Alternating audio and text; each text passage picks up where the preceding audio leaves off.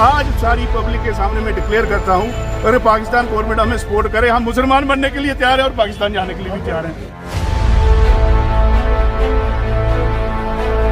अगर इसके बाद कुछ ना हुआ तो मैं कोशिश करूंगा कि पाकिस्तान सरकार से मैं बेनती करूंगा कि हमें भाई वापस ले जाया जाए वहां पे, हम मुसलमान बनने के लिए तैयार हैं।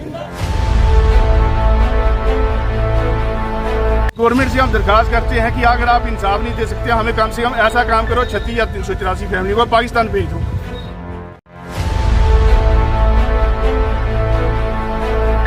सर, आज हम रिफ्यूजी शरणार्थी एक्शन कमेटी के बैनर तले यहाँ सभी पार्टियाँ जो हैं 1947 और 65 और 71 के जो माइग्रेंट हैं, माइग्रेंट नहीं बोलेंगे, डिस्प्लेस पर्सन है, यहाँ इकट्ठे हुए हैं। गवर्नमेंट सबसे पहले तो हमारे साथ जो पार्शलिटी हुई है, ये वर्ड जो 3 है ना, माइग्रेंट, रिफ्यूजी और डिस्प्लेस पर्सन, कश्मीरियों को माइग्रेंट दे दिया गया, उनका एक खाता अलग बना दिया गया, हमें डिस्प्लेस बना दिया गया जो रिफ्यूजी थे। UNHCR में हम 2003 में लेटर डालते हैं तो वो कहते हैं, dear mister Singh, we regret to say that we are not in condition to help you. क्यों बोला? क्योंकि आप डिस्प्लेस कम्युनिटी से हैं। United nation high commission for refugees जो है वो डिस्प्लेस पर्सन से डील ही नहीं करता है। सबसे पहले हमारे साथ गद्दारी की गई 47 में यहाँ पे, कि हमारे को डिस्प्लेस का टाइटल दे दिया गया। हर सरकार ने हमें इस्तेमाल किया है, हर सरकार आई है, हमें सिर्फ एक वोट बैंक समझा गया है, ना कि हमारा कोई अपना रोल रहा है समाज में कोई। हमें तो सिर्फ इस्तेमाल, यूज एंड थ्रो वाला साहब समझा जी, नैपकिन की तरह इस्तेमाल किया और उसके बाद फेंक दिया। ड्यूटी बनने के बाद कोई इंसाफ मिला आपको? सर, प्लानिंग की थी सभी गवर्नमेंट ने। जब ये गवर्नमेंट, हमारी प्रेजेंट गवर्नमेंट अपोजिशन में बैठी थी, जॉइंट पार्लियामेंटरी कमेटी में, इनके भी साइन है कि हम 30 लाख रुपया देंगे। जो मेमोरेंडम निकाल के पास किया गया है कि 25 नहीं, हम 30 लाख रुपया देंगे। लेकिन 5.5 लाख का लॉलीपॉप देने के बाद चुप करके बिठा दिया गया कि बस यही फाइनल सेटलमेंट है। 4000 फैमिलियाँ स्टिल डेट अभी पेंडिंग रह रही हैं। उसके लिए अभी कहते हैं 31 मार्च को हम बंद कर रहे हैं स्कीम। कोई नोटिफिकेशन नहीं, कोई कुछ नहीं निकाला गया।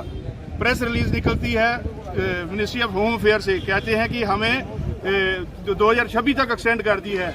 लेकिन पिछले 15 दिन से जो लोग जा रहे हैं डिपार्टमेंट में, उनको इस तरह से खजल किया गया है कि भाई 31 को बंद हो रहा है, आपको अप्लाई किया है या नहीं किया है। एक आदमी जो बेचारा दिल्ली में जिसका एक्सीडेंट हो गया, दोनों टांगे कट गई, 5 साल से बेड पे पड़ा है, उस बंदे का क्या कसूर है? वो 5 साल से अप्लाई क्यों नहीं कर पाया? क्योंकि वो बीमार था। अगर आज अप्लाई करने आता है 31 के बाद तो उसे क्लेम नहीं मिलेगा। ये तो एकदम से नाइंसाफी वाली बात की है गवर्नमेंट ने। बिल्कुल उन्होंने चाहा कि, मैं तो चाहता हूँ, सरकार से रिक्वेस्ट करता हूँ, अगर इनसे कुछ नहीं बन पाता तो हमें वापस पाकिस्तान भेज दो। POK में भेज दो, हम वहाँ रहने के लिए वहीं रह जाएंगे। ये मेरे बुजुर्ग हैं, 1947 में 3 साल की उम्र में थे। आज भी इनसे एक सवाल पूछोगे ना तो ये रो पड़ते हैं। इनके सामने अपने परिवारों को कत्ल कर दिया गया, एक बंदा जिंदा नहीं बचा इनका। हमारे साथ नाइंसाफी।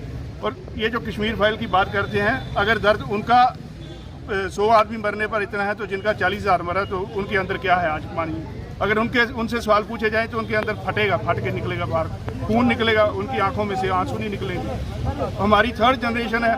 और ये कहते हैं 47 में जगह अलाट की गई, वहाँ पे एक टेक्निकल इशू रखा गया सर। जगह अलाट कर देता है डिपार्टमेंट और यहाँ पे लिखा जाता है, देखिए सर आपने जगह अलाट की है, यहाँ पर लिखा है दखल वजीर या कुलवा रानी नहीं है। अब कुलवा रानी हमें कौन सी पता किसकी माँ है, लेकिन वो था हल फ्लोइंग, उसको बोलते हैं। अब तहसीलदार कहते हैं कुलवा रानी नहीं लिखा है, तो उसके वजह से हमें पोसेशन नहीं दिया गया। सरकार की ड्यूटी थी अलाट की, और पोसेशन भी देना तो सरकार की ड्यूटी थी। हर सरकार ने हमें यूज़ किया है। और माननीय हाई कोर्ट ने ये आर्डर निकाला है 578C पे कोई कानून लागू नहीं है। ठीक है जी। ये लैंड रिफॉर्म एक्ट 1971 का हमें हवाला देते हैं कि शेड्यूल 1 में, बल्कि 1971 की भाई आपकी गर्दोरी नहीं है, वो तो लैंड लॉर्ड एक्ट में आता है। हमारे 578C वाले 1976 के शेड्यूल 2 में आते हैं, हमारे ऊपर ये कानून ही नहीं लागू होता है। लेकिन इनकी वजह से क्या हुआ है कि गवर्नमेंट की जो है अपनी प्लानिंग की वजह से ये सारा काम फेल हुआ है। हम लोग जो सफ़र किए हैं, अब हमारे टाइम का कोई आदमी बेचारा जो था पढ़ा लिखा, 10th पास भी बड़ी मुश्किल से। और डिमांड्स आपकी पूरी नहीं हुई? डिमांड पूरी टिल डेट अभी तक कोई डिमांड क्या करेंगे आप आगे? क्या रहेगा? अब अगर इसके बाद कुछ ना हुआ तो मैं कोशिश करूंगा कि पाकिस्तान सरकार से मैं बेनती करूंगा कि हमें भाई वापस ले जाया जाए वहाँ पे, हम मुसलमान बनने के लिए तैयार हैं। क्योंकि यहाँ पर इंसाफ नहीं मिलेगा, कम से कम हम अरब कंट्रियों में चले जाएंगे, कोई तो हमें संभाले। हम आज भी 2nd क्लास सिटीजन हैं यहाँ पे। हमें जब भी लिखा जाता है हमारे कागजों पे तो RO मुजफ्फराबाद फलाना एट प्रेजेंट फलाना जी। क्यों आज हम 2nd क्लास सिटीजन की तरह हमें ट्रीट किया जाता है? हम लोगों की आवाज़ नहीं है, हम इंसान नहीं हैं, हमें भी तो इंसाफ मिलना चाहिए। ये गवर्नमेंट से हम दरखास्त करते हैं कि अगर आप इंसाफ नहीं दे सकते, हमें कम से कम ऐसा काम करो 36 या 384 फैमिली को पाकिस्तान भेज दो। वहाँ पे कम से कम पाक ऑक्युपाइड कश्मीर, ये कब तक 70 साल में हमें सोल्यूशन तो बताओ, हम सिटीजन कब बनेंगे हिंदुस्तान के? हमें सोल्यूशन। भाजपा के नेता कह रहे हैं, मंत्री भी कह रहे हैं कि पीओके जो है जल्द वापस लाया तो जाएगा। वापिस दे दें या हमें पाकिस्तान भेज दे, दोनों में से एक काम तो कर सकते हैं ना। ये आसान काम होगा कि 36,000 परिवारों को धक्का मार के पार दे दें, वैसे लड़ना पड़ेगा, ऐसे लड़ाई नहीं होगी। जो मर गए बच के पहुंचेंगे।